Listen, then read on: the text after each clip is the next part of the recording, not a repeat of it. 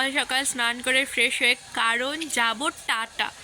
Tata বলতে Jamshedpur tata. তো সেখানে হচ্ছে আমার দিদি বাড়ি।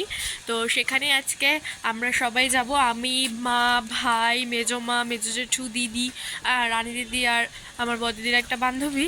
তো চলো তোমাদের সাথে পুরো জার্নিটা শেয়ার করি। কল্যাণী টু টাটা। আমরা এখন ব্যাগ ট্যাগ নিয়ে বেরিয়ে গেছি, আমি আর ভাই। মা পরে বাবার সাথে আসছে। তো আমরা টোটোতে উঠেও পড়েছি, আর একটা দাদু আমাদের ব্যাগগুলো ধরে রেখেছিল, আমাদের এত লাগেজ ছিল তার জন্য। দেন এখানে স্টেশনে এসে দেখছি যে জেঠু আমার টিকিট কাটতেও চলে এসছে, আর বাবা মাকে দিতেও চলে এসছে। এখান থেকে বাবা তো যাবে না, বাবা মাকে ছাড়তে এসেছিলো। তো সবাই চলে এসেছিলো, রানী দিদি উঠতো কাঁচরাপাড়া থেকে। এখন আমরা হাওড়া বলছি কেন, কল্যাণী থেকে শিয়ালদা এলাম। শিয়ালদা থেকে এখন ট্যাক্সি করে যাব হাওড়া। তো চলো, ট্যাক্সির জন্য যেটু ওখানে টিকিট কাটতে গেছে, তো আসলে আমরা যাবো। এদিকে আমরা সবাই লাগেজ নিয়ে ট্যাক্সির জন্য অধীর আগ্রহে দাঁড়িয়ে রয়েছি। তো এখন আমরা শিয়ালদা থেকে যাচ্ছি হাওড়া ট্যাক্সিতে করে। হাওড়াতে আমার সব থেকে বেস্ট পার্ট এটাই লাগে, এই ভিউটা জাস্ট অসাধারণ লাগে। মানে এই হাওড়া ব্রিজের নিচ দিয়ে যাওয়ার একটা ফিলিংস। আর আমি গঙ্গার নিচ দিয়েও গেছি, মানে গঙ্গাতেও হাওড়া ব্রিজের নিচ দিয়ে গেছি, ওটাও অদ্ভুত একটা ব্যাপার। আর হাওড়া ব্রিজের ওপর দিয়েও গেলাম, এটাও বেশ সুন্দর। আর এখন হাওড়া স্টেশন দুটোভাবে বিভক্ত হয়ে গেছে, মানে একটা ওল্ড স্টেশন, একটা নিউ, মানে পুরনো একটা রয়েছে, আর একটা এই যে এটা হচ্ছে পুরনো বিল্ডিং হাওড়া স্টেশনের, আর একটা আছে নতুন যেটাতে আমরা যাব।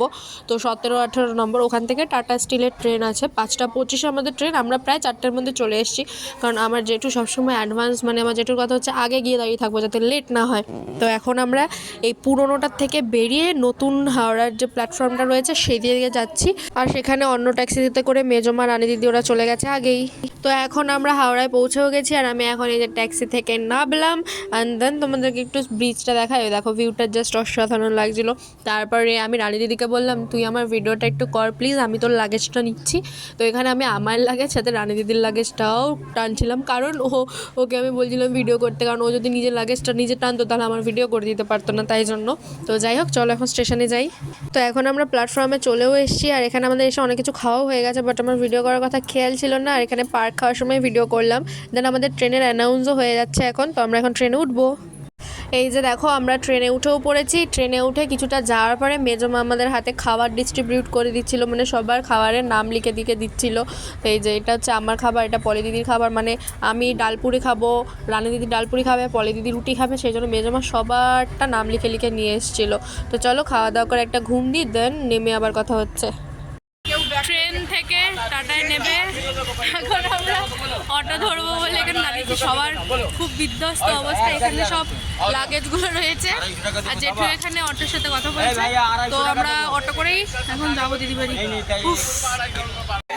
তো আমরা এখন এখানে চলে এসেছি, এসে ফ্রেশ হয়ে নিয়েছি। আমরা এই মহিলার বাড়িতে এসেছি, যার এখন বিধ্বস্ত চেহারা। এখানে সব লাগেজ টাগেজ এখন গোছানো হচ্ছে। তো এখন আমরা খাওয়া দাওয়া করবো। তো চলো ডিনার করে ভিডিওটা এন্ড করবো। তো এখানে আমরা ডিনার করতে বসেও পড়েছি। মেজমা এখানে ডিনার সার্ভ করছিল আমাদের, আর পাপা এখানে বদমাইশি করছিল।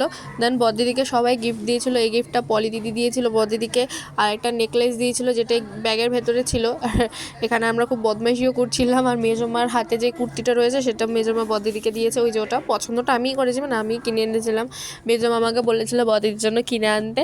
তো চলো তাহলে এই ভিডিওটা এখানে এন্ড করছি। ভিডিওটা কেমন লাগলো জানিও, ভিডিওটা ভালো লাগলে ভিডিওটাতে একটা লাইক করে চ্যানেলটা সাবস্ক্রাইব করে দিও।